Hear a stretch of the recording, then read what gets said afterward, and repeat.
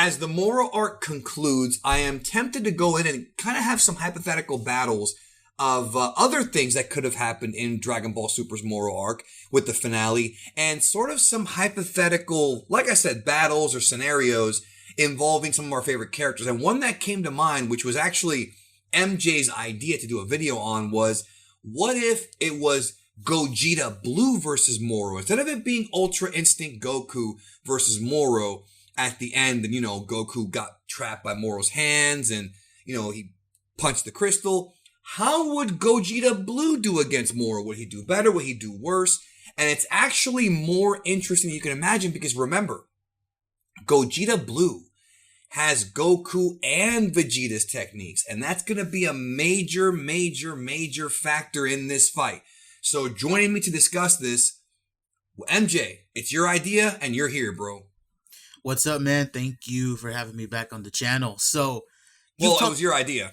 Yeah, you've talked about this on your channel a lot, and that is the DBS manga, right, with Toyotaro. Toyotaro has a lot of input in this manga, and specifically in this arc.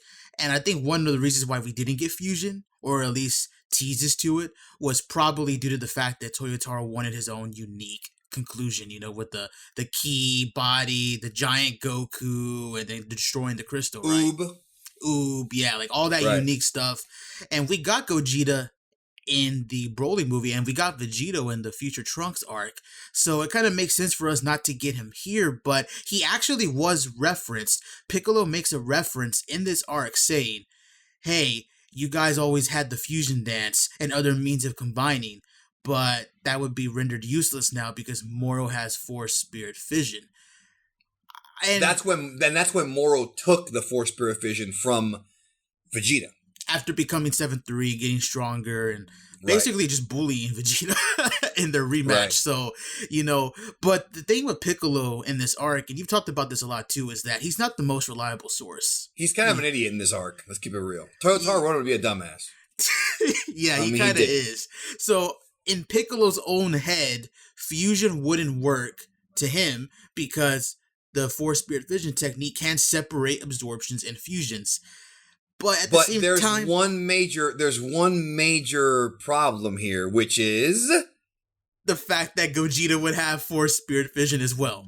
Bingo. If Gogeta were to become a thing now, it would not be Gogeta Blue from Dragon Ball Super Broly. It would be Gogeta Blue, or maybe even higher than Blue at this point, with Vegeta's new abilities, mastery of teleportation, which Goku and Vegeta both know, mastery of Force Spirit Fission, on top of all the training Goku did with Mirrors, so even Goku's base form. And don't forget, now that Goku knows how to tap into UI at will, that pretty much means we would get Ultra Instinct Gogeta, in which case Moro is freaking stick a fork in him, bro. He's lunch meat. I'm sorry, but he's lunch meat. That whole thing about like Goku doing the Superman thing and getting caught up in Moro's hands.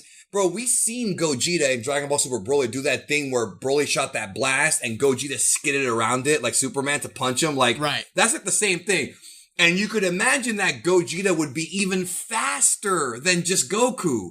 So, in theory. So, I'm sorry, and I don't want to make this a short video or anything, but Gogeta Blue would thrash this freaking guy. Even if he was Planet Moro, Gogeta could just warp into his, forehead, punch his freaking forehead, and that's it. We're done. Game over. Like, no more games. In fact, I did wonder, why didn't Goku just teleport right in front of Moro and punch him? Instead of doing the whole giant thing? Yeah, that was something that was actually very weird. Also, the thing about Goku and Moro in that chapter was he saw Mirrors destroying the crystals. He was right there with Jocko watching the fight. So I don't know why he needed Whis to tell him. But I think what it was, I can explain that. I think what it was the fact that he did not know how to defeat Moro without destroying the Earth. Because that was the big factor, was we didn't want to he didn't want to pop goes the weasel on Moro's freaking forehead, then the Earth blows up. But when Whis told him, pop the pimple, yes. But when Whis told him, no, pop the pimple and then he will die, but the Earth will be saved. That is why. So that makes sense to me. But I feel like had he told Gogeta that, it would have been the same thing. Like, you could make an argument. We actually did a video, you and I, Ultra Instinct Goku versus Gogeta Blue. And in that video, we gave several reasons as to why Gogeta Blue is actually not as strong as UI Goku. Now, he's not substantially weaker, but UI's a different level. This UI now is at will completed Ultra Instinct. I refuse to believe if they fuse and make Gogeta or Vegito, they can't. Goku's brain is part of Gogeta and Vegito, and thus Goku knows how to tap into UI, and thus we're going to have Ultra Instinct Gogeta or Vegito, in which case Moro has no chance. In fact, Ultra Instinct Gogeta and Vegito, a lot of people have no chance, including Jiren, bro. I'm sorry, but he's taking the L. Broly will get beaten in 2 seconds by UI Gogeta. For the people who are huge Moro fans, let me just paint a picture for you. Danny has done a lot of videos explaining the in-depths of fusion, you know, and then talking about even in the past. One thing is that fusion is just Step 2. Fusion extremely is OP. Like, fusion is just insane. Most fusions that we see in the series surpassed their individual counterparts with just their base form. Like Vegito being stronger than Super Saiyan 3 Goku, Kefla being stronger than like Kel and Caulifla individually, just in their base forms, right? And it's kind of implied, that Gogeta is somewhere at least more powerful than like regular Blue Goku in his base form. Kind of implied, not really. So if you take a stronger Gogeta in the Moro Arc, remember, this is going to be Gogeta after what? Vegeta training for months on Yardrat, Goku training with Beerus, whatever the time skip is, all that stuff. And then he's gonna have Force Spirit Fission, UI Omen or MUI. He's gonna have all this shit, Stardust Explosion, Stardust Breaker. Like, dude, that's what I was gonna ask you. Actually, do you think Stardust Breaker would have an effect on Moro, considering that based on the original effect that it had in movie 12 against Janemba, it sort of turns evil, it dissipates all the evil out of your body. So could it be possible, just a hypothetical, that if Gogeta were to use Stardust Breaker, that it would actually separate Moro from Earth? I'm just kind of guessing. There's no evidence to prove either one. I'm just wondering what you think. That's actually a pretty good question. I think it would have some effect on him. I don't know if it would actually like separate everything, or I guess disband the evil within him, but there is an interesting statement. When Goku first encountered Moro way back when, right, and he sensed him, I don't know if you remember the statement or not, but Goku freaks out after sensing his energy, and Vegeta goes, what is it? Is it like a huge key signature? And he goes, no, it feels like I'm sensing the screams of like millions of souls or something. Yeah, the Obi-Wan line from A New Hope, so bro. It's like, if that's the type of energy that Moro has, it could be a case where that does happen, where he hits him with the soul, or the Stardust Breaker or whatever, right, soul Punisher, and it just cleanses him. Now, here's the thing. Now, obviously, we discussed if they fuse, they have at-will UI and all that. Let's remove UI from the equation for just a moment. Gogeta Blue. In other words, Super Saiyan Blue Gogeta with Force Spirit Fission and still the power-up rage is not UI. I still think that Gogeta Blue with Force Spirit Fission with these characters, what I'm trying to say is, I don't think Gogeta has to use Ultra Instinct to beat Moro. I think just Gogeta Blue should be enough. Do you agree or no? Yeah, I agree, because Broly was compared to Beerus somewhat.